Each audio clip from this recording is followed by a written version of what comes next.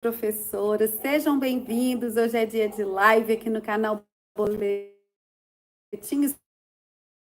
Escolar Online. Só um minuto, tem que... Hoje é dia de live.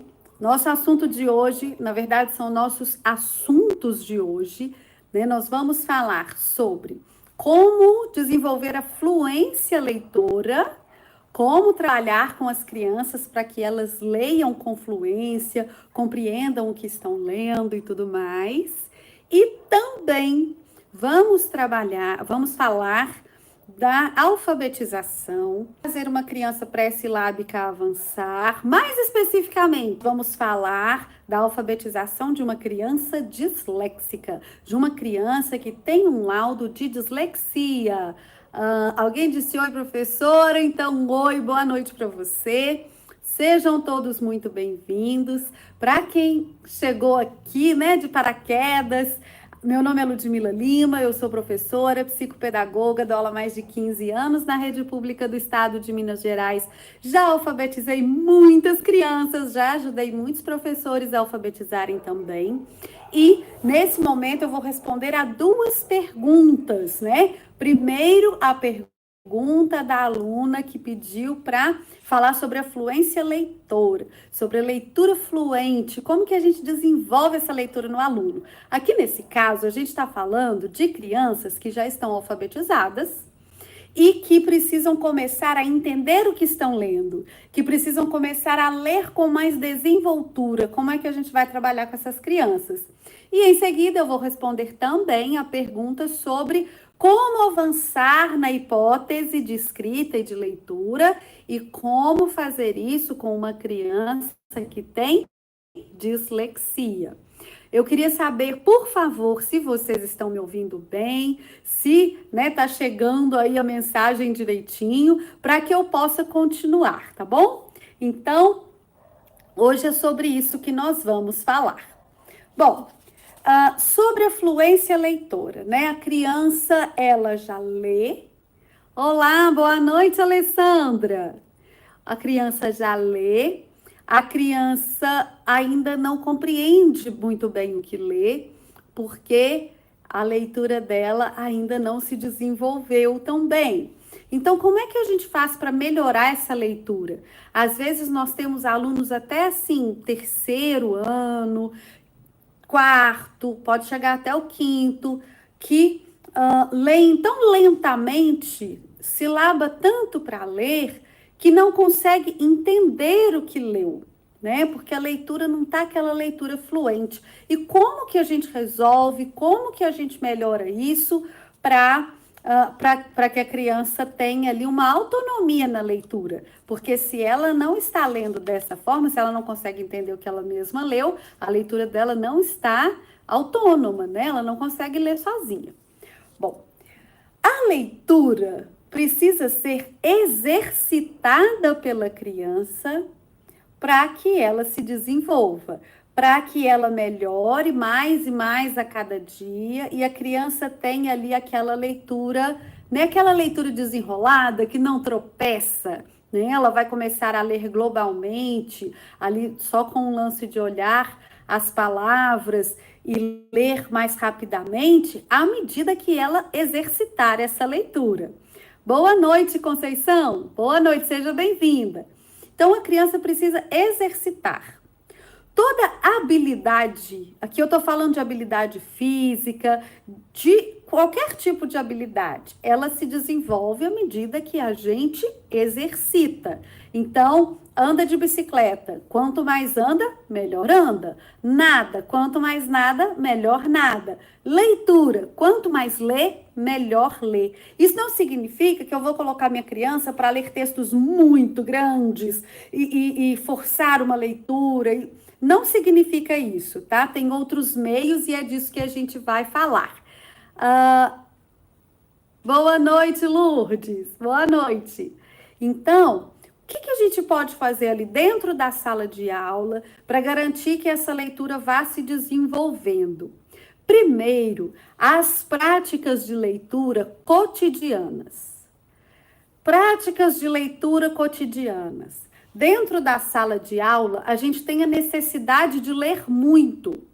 Vamos deixar as crianças lerem mais do que nós. Aí você fala, Ludmila, mas quando eu faço a leitura compartilhada, eles não entendem nada. Um não entende o que o outro está lendo, lê baixinho demais, não tem problema. Depois que ele lê, você explica. Não precisa ler de novo, porque fica chato, né? Mas você explica. Se não deu para todo mundo escutar e tudo, você explica, você dá uma resumida, uma sintetizada naquele parágrafo que a criança leu, mas deixa as crianças lerem. A criança que tem dificuldade não quer ler, não, todo mundo vai ler. Todo mundo vai ler, ninguém critica ninguém, porque aqui a gente está para aprender. Aqui, isso, gente, é importante para tudo. Esse ambiente onde um aluno não critica o outro por ter errado. E se criticar, eu vou repreender, tá? Por quê? Porque numa correção de atividade isso é importante. Olá, Ana! Boa noite, seja bem-vinda. Numa correção de atividade, isso é importante, né? A criança tem que sentir à vontade para contar a resposta errada dela e entender por que ela errou e por que a gente vai corrigir, por que tem que ser diferente. Numa leitura, se a criança demorou a ler, se a criança tropeçou numa palavra, se ela leu errado, ela tem que estar acolhida no erro dela por nós e pelos colegas. Então, todo mundo deve ler. Vamos ler um texto, cada um lê até o ponto e passa para frente. Assim todo mundo vai ter que seguir, né? Vamos fazer atividade, corrigir atividade. Cada um vai ler um enunciado, tá? Cada um vai ler uma perguntinha, se quiser vai ler sua resposta. Isso tudo é muito importante. Comece a explicar cada vez menos as coisas e pedir para que eles leiam cada vez mais. Professora, o que é para fazer no número 5? Lê o número 5. Não, eu já li. Não, mas lê em voz alta para eu escutar, para eu saber te explicar.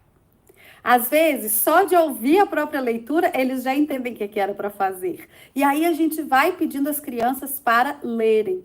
As produções de textos que eles fazem, vamos ter um momento de leitura. Ler a própria produção de texto é fácil, e por ser fácil, é mais estimulante para essa criança que tem dificuldade, e assim ela vai desenvolvendo, tá? Então, as leituras cotidianas, os bilhetes, vai colar um bilhete na agenda de um material que é para trazer, de um dia que vai ser um feriado, de uma aula que não vai ter, ou de uma aula que vai ter, ou o bilhete do piolho. Em vez de você ler para eles, falar com eles o que é, entrega o bilhete e fala, vamos ler, né? E proporcione momentos em que as crianças que têm dificuldade vão ler. Não escolhe para ler para você só aquele que já tem uma leitura linda, não, tá? Porque senão a criança vai internalizando que a minha leitura não é boa, eu não, sabe? E ela vai desistindo de ler bem. Então, todo mundo vai ler, tá certo? Então, essas leituras cotidianas são super importantes. Também é bom para desenvolver essa desenvoltura na leitura, a leitura ensaiada. E aqui leitura ensaiada pode ser assim em diversas situações, tá? Então, estamos trabalhando a pontuação, estamos trabalhando texto narrativo, estamos trabalhando história em quadrinho, vamos fazer leitura de diálogo com as crianças? Olha, lê o texto aí para você ficar craque, lê umas 3 vezes, que daqui a pouco eu vou formar pares para ler os diálogos para mim. Diálogo você tem que ler com uma entonação bacana, você tem que ler prestando atenção aos pontos, né? Ao teor da conversa, do assunto. Então, faça, né, com as crianças essas leituras de diálogo, onde o meu colega está lendo, eu estou lendo junto para acompanhar, porque na hora que chegar na minha vez eu tenho que ler em voz alta. E vai fazendo essa alternância, né, para fazer o diálogo. Depois você troca a dupla, vai fazer outro diálogo, ou vai fazer o mesmo diálogo. Essas leituras ensaiadas também são muito importantes. A leitura ensaiada é só de diálogo? De jeito nenhum. A gente também pode propor, por exemplo, primeiro aninho. Ué, Ludmila, mas você está falando de criança que já está alfabetizada. Não, pode ser lá no primeiro aninho, tá? Manda para casa. Eu gostava de pedir a minha diretora, os livros velhos, tá? Livro antigo, livro que veio para escolha e ninguém escolheu, livro que foi de ano passado e foi devolvido e ficou na escola, que vai virar lixo, que está mofando. Tira desses livros textos, aqueles textos que estão bons, aqueles textos que a página está bonita. Plastifica esses textos e manda para casa. Manda para casa para a criança ler. Uma hora é a criança que vai ler, outra hora é a mãe que vai ler para a criança, e depois ela vai fazer a leitura na sala de aula. O de Milas não é leitura, o menino decorou, mas para ele decorar, amiga, ele teve que ler lá na casa dele, né? Faça saraus.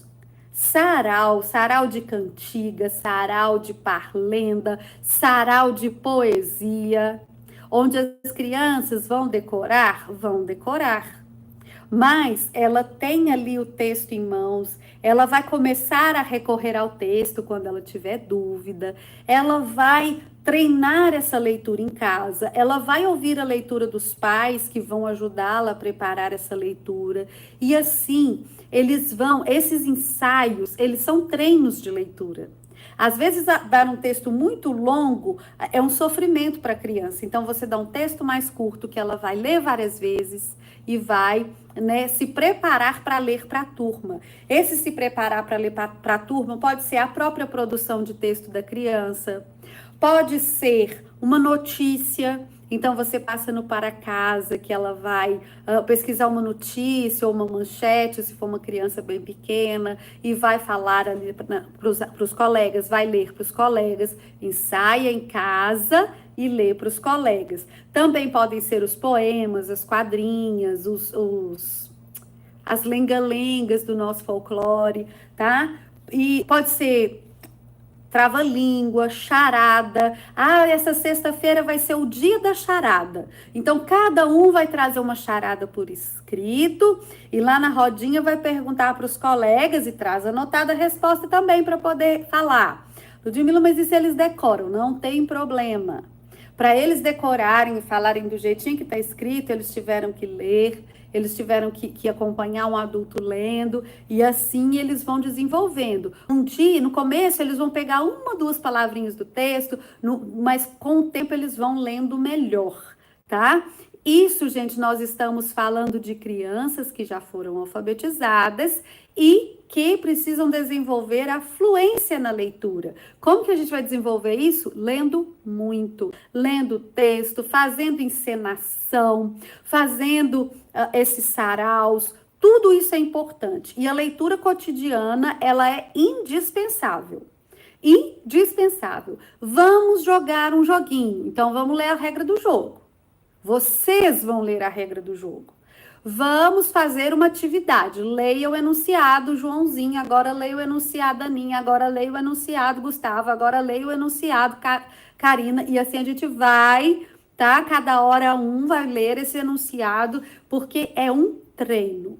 Outra coisa importante da gente fazer, outras duas coisas importantes, é incentivar a leitura silenciosa, porque a criança também precisa aprender a ler sem estar falando em voz alta. A gente valoriza muito a desenvoltura na leitura em voz alta, leitura oral, né? Mas também é importante que a criança leia em silêncio. Então, atividadezinhas onde a criança vai ler e vai responder questões, né? Assim, coisas adequadas à idade dela, né? Não pode ser, às vezes, um texto gigantesco. Não, melhor um texto menor, né? Mas onde ela vai localizar o assunto do texto, onde ela vai localizar informações explícitas no texto. Quando a criança precisa localizar uma informação explícita no texto, ela vai ler no mínimo 2 vezes. Ela vai ler uma primeira vez, depois ela vai voltar ao texto e procurar aquela informação. Então, as informações que estão explícitas no texto são atividades interessantes para que a criança leia em silêncio e depois recorra ao texto para fazer as respostas. A gente também pode ter esses momentos de ouvir a leitura da criança e fazer oralmente algumas perguntas para ela, tá? Isso é bacana para que ela leia, porque, gente, são processos diferentes. Você ler para compreender e ler para falar. Até a área lá no nosso cérebro que vai processar a informação ou que vai transformar isso em movimento motor para a voz sair, é uma área diferente. Mas a gente pode e a gente vai incentivando a criança. Olha, agora você vai ler em silêncio uma vez. Depois você vai ler em voz alta para mim e depois eu vou te fazer algumas perguntas. E aí você faz perguntas que estão explícitas no texto. Né? Aquelas informações que estão explícitas. Qual que é o nome da personagem? Quando é que isso aconteceu com essa personagem? E aí a criança vai te respondendo. A Conceição disse assim: amo suas dicas, tem me ajudado bastante no meu cotidiano. Muita gratidão. Eu fico muito feliz em saber que está ajudando e que está sendo útil. Eu preparo com muito carinho para trazer para vocês. Então, pessoal, fluência na leitura. Como é que a gente consegue? Com muita leitura e diversificando esse modo de ler, né? Então, leitura do cotidiano, leitura ensaiada, leitura de diálogo, A Alessandra, obrigada, ela diz que idem. Então, assim, essas leituras que a gente faz. O tempo todo a criança tem que estar lendo. Leia cada vez menos para eles, explique cada vez menos e incentive cada vez mais eles buscarem a autonomia deles na leitura. Você já conheceu gente adulta que vai na colega e fala: você leu o edital? Porque não consegue. Olha, cadê a autonomia dessa pessoa adulta de ler um edital, entender o que está pedindo, né? Vai incentivando a criança a ler, a marcar o que ela entendeu, a marcar o que é importante. Lá nos estudos de geografia, história, ciências, ensine a criança a resumir, a achar a ideia central do texto, né? O que é central, o que é detalhe. Nessa leitura, essas leituras também do estudo são importantes. Eu estou com 5º ano, né? Já tem 2 anos que eu estou com 5º ano novamente. E eles são danadinhos. Você passa assim, atividade, 3 páginas de atividade. Aí eles vão lá na página, correm na atividade, onde tem numerinho, né? Pedindo para fazer as coisas. E não leem os textos que estão lá. Então, incentiva eles a voltarem e lerem. Olha, eu não vou te contar a resposta, não sou eu que vou ensinar, você não vai adivinhar. Está no texto. Quando eles responderem alguma coisa, pede nas suas atividades para que eles justifiquem com uma parte do texto. Não precisa ser copiando, pode ser marcando. Marca no texto de verde a parte que justifica a sua resposta.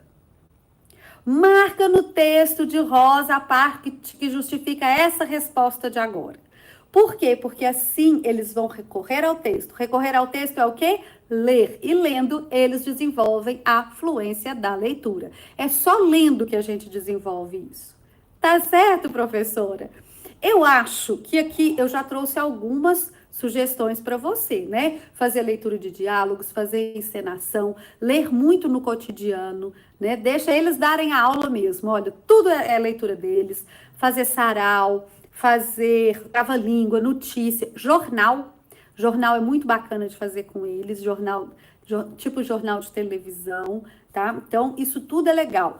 Até aquela brincadeira de teleprompter, sabe? Onde você coloca o texto passando e eles vão fazer ali uma apresentação, pode ser um tutorial, pode ser um vlog, pode ser uma coisa assim. Até isso é bacana e vocês podem fazer. Coloca o texto passando no celular, coloca o texto passando no notebook ou numa tela e fala: olha, hoje nós vamos fazer uma apresentação de um programa de TV, de um jornal e tal, e deixa eles lerem, né, aquele texto que tem que ser rápido, né, porque o texto está passando, é o teleprompter, né? Então, isso tudo é bacana para acelerar a leitura e para trazer a compreensão da leitura para a criança.